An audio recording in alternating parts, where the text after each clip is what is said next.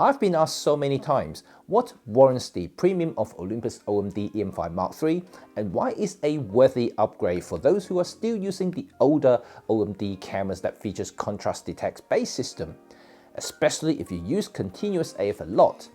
In today's video, we are going to have a quick look at it.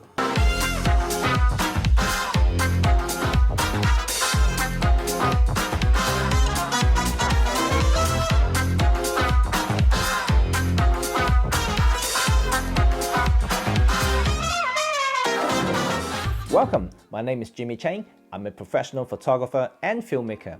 This channel is about sharing my 15 years of commercial experience in both photography and videography, with an aim to help you become a better creative in either or both, with a focus on Olympus Micro Four Thirds because I'm an Olympus ambassador too. I also review techs and gadgets that will assist you to get the shot or video you want. So subscribe, put on the notification so you don't miss any content from me. Now, ever since the arrival of hybrid AF with the now famous and iconic OMD EM10 Mark II, we came to expect the advancement in autofocus. Of course, this tech is still advancing in an astonishing rate, with the latest EM10 Mark III's enhanced eye and face detect, and also the EM1X's deep learning AI subject tracking AF. All utilize this hybrid system that employs both contrast detect AF and face detect AF. But we are not looking at the latest stuff here, since both the Olympus EM5 Mark III and the EM10 Mark II has the same base AF system. It's good to have a look at some demo reels and photos so you get a better sense of the differences between the traditional contrast detect AF and also the face detect AF, and why, if you're still using older CDAF based system, and what you should be expecting if you are considering upgrading to the new model with the new hybrid system.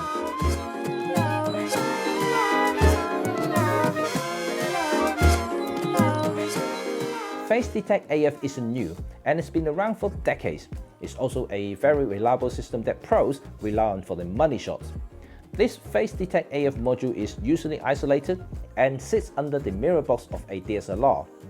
While the light is reflected up to a prism and then to the eye, some of that light is bounced down to the AF module.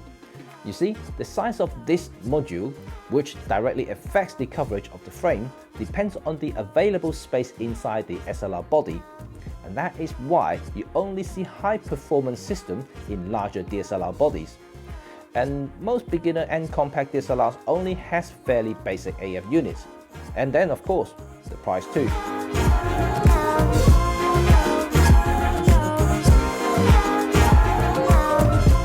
Contrast Detect AF is totally different, since it relies on the readout from the actual imaging sensor itself and use the processor to analyze image by image. This processor, or the brain, will ask the lens to focus back and forth and the images will be seen by the brain. If it's blurred, it will ask the lens to move a little and do it all over again. This process will continue until the brain sees a sharp line or at its highest contrast, at where the focus point is pointing at, of course. Hence the name Contrast Detect.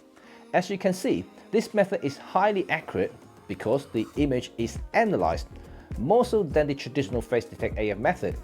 However, it's very slow.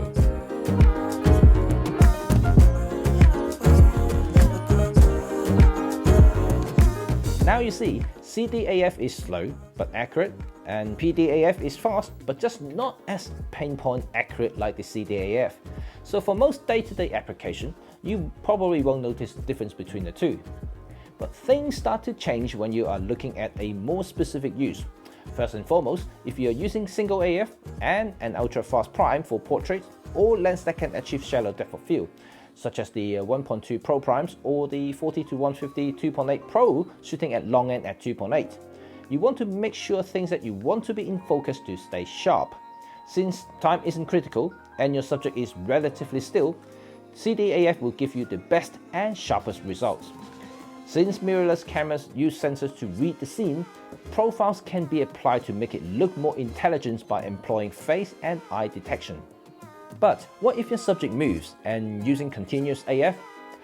Well, this is when CDAF falls apart. This back and forth analysis performed by the brain inside the camera is simply too slow to react. Remember, AF always reacts, and it cannot predict where the subject is going. so this results in constant focus hunt if your subject moves. This is even evident in some newer CDAF based systems, such as the Panasonic S series. It's got better over time, and as you can see, AF algorithms can change things dramatically, just as the EM10 Mark IV has demonstrated.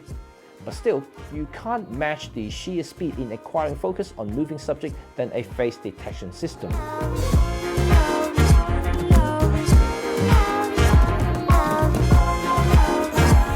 Here's a quick demo on a simple running towards the camera sequence. You can see that the first frame are both sharp and in focus, but as soon as I moved, CDAF-based EM5 Mark II just couldn't keep up, while the EM10 Mark II was totally fine and maintained focus all the way.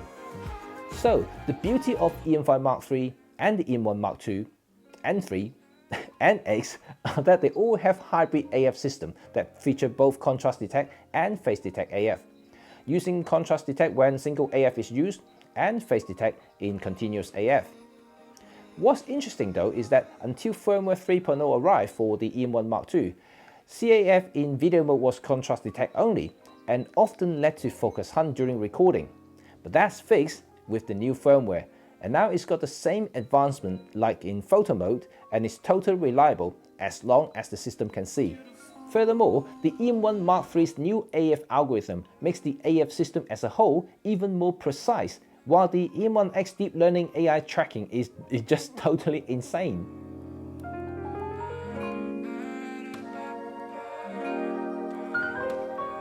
There you have it. There is nothing wrong with CDAF system at all.